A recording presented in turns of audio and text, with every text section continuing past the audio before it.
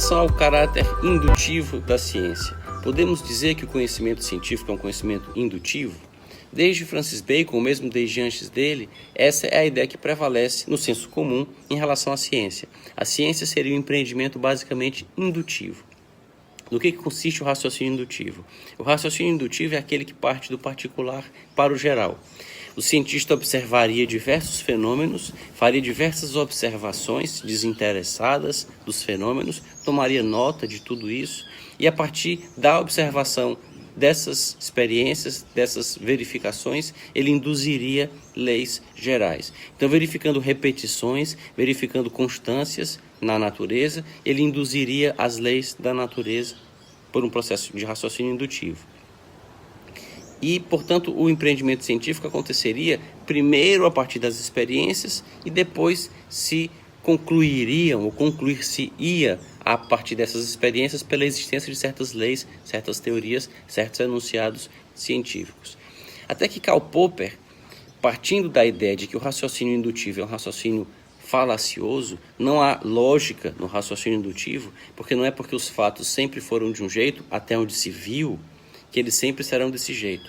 Se nós observarmos todos os cisnes que nós observamos e eles forem todos brancos, isso não nos autoriza a ter certeza de que todos os cisnes são brancos. Todos os que nós vimos são brancos, mas pode surgir um de outra cor e basta que surja um cisne negro para refutar essa ideia de que todos os cisnes são brancos.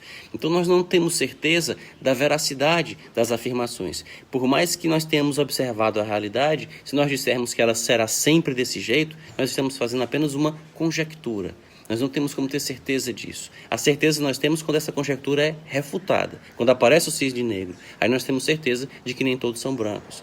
Então, com base nessas ideias, Karl Popper construiu uma teoria que é conhecida como falsificacionista ou falibilista, e que diz mais basicamente o seguinte: não importa tanto de onde o cientista tirou as suas conjecturas, de onde ele tirou a solução ou a resposta que ele dá para a pergunta-problema que inspira a sua pesquisa. A pesquisa começa de uma pergunta-problema e ele dá uma resposta para essa pergunta-problema. E não importa tanto, como disse, de onde vem essa resposta.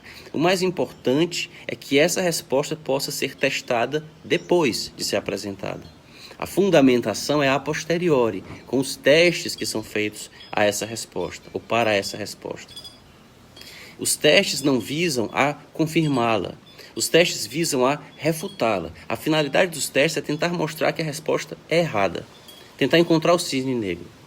Enquanto não se encontra o erro na resposta, a resposta é aceita como verdadeira ou como não se tendo demonstrado a sua falsidade.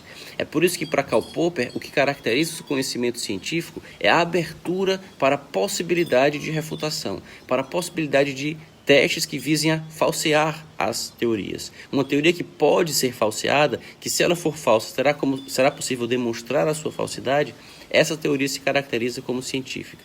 E vejam que não se trata apenas de uma mudança na forma de dizer como o processo acontece, mas uma mudança fundamental na própria postura do cientista. Ele não faz observações desinteressadas que depois de um tempo levam a conclusões definitivas porque cientificamente comprovadas.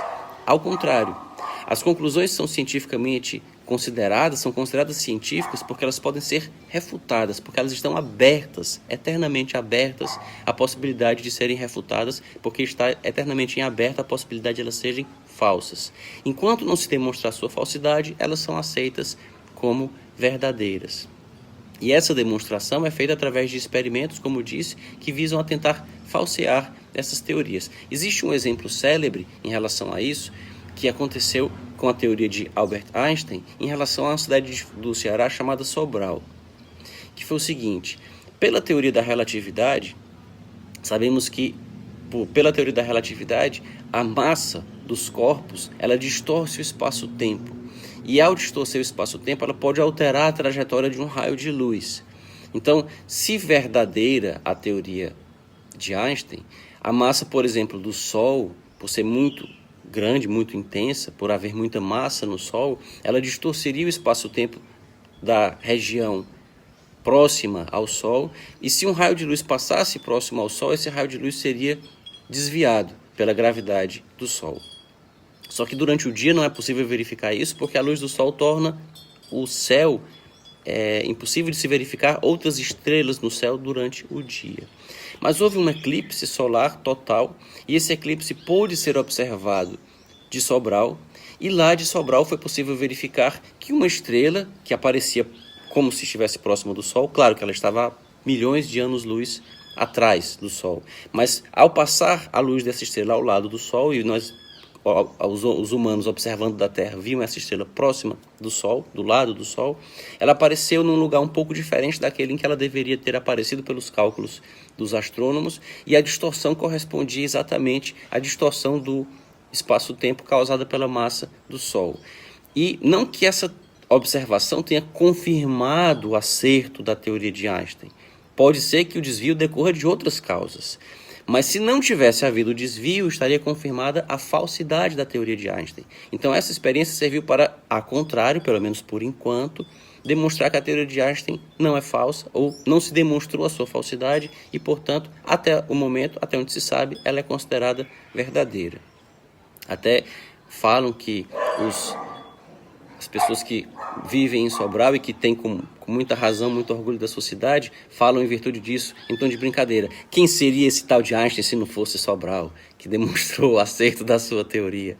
E há também uma outra anedota em torno disso, que gira em torno de Pontes e Miranda, mas essa vai ficar para um outro vídeo. Por enquanto, o que importa saber é que, pela teoria de Popper, as teorias científicas são assim consideradas, são consideradas científicas quando podem ser falseadas.